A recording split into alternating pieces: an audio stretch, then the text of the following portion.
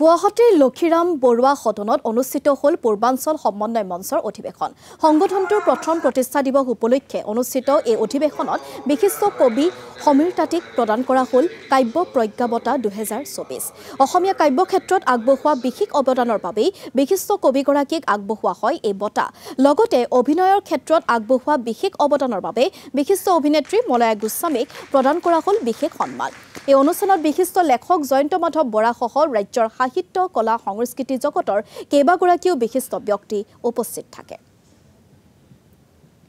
গুৱাহাটীৰ অসম সাহিত্য সভাৰ প্ৰাংগণ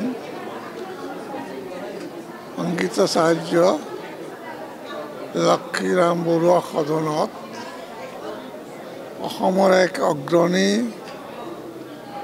শিক্ষা সংস্কৃতি আৰু সমাজৰ অগ্ৰণী অনুষ্ঠান পূৰ্বাঞ্চল সমন্বয় মঞ্চৰ তৰফৰ পৰা মোক এই বছৰৰ কাৰণে 2024 খ্ৰীষ্টাব্দৰ কাৰণে এটা সন্মানীয় বঁটা প্ৰদান কৰিছে।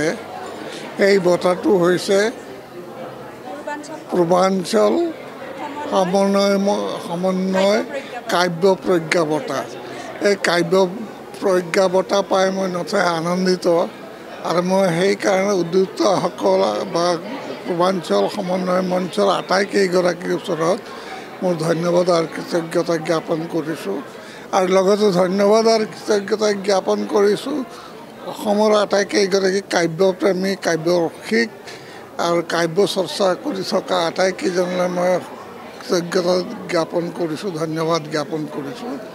আৰু মই এই বঁটাৰে এটা কথাই মই ক'ব খুজিছিলোঁ যে আজিৰ পৰা এটাই বাৰ্তা গৈছে অসমৰ কেওফালে যে কাব্যৰ কবিতাৰ মাজেৰে জীৱনৰ যিটো উন্মেষ বা জীৱনৰ যি জয়যাত্ৰা, জীৱন যি ধৰণে উজ্জীৱিত হৈছে, কবিতা যি ধৰণে উজ্জীৱিত কৰিছে, অনুপ্ৰাণিত কৰিছে আৰু কঢ়িয়াই লৈ গৈছে, জীৱনটোক ৰূপান্তৰমুখী কৰি লৈ আগবঢ়াই লৈ গুচি গৈছে।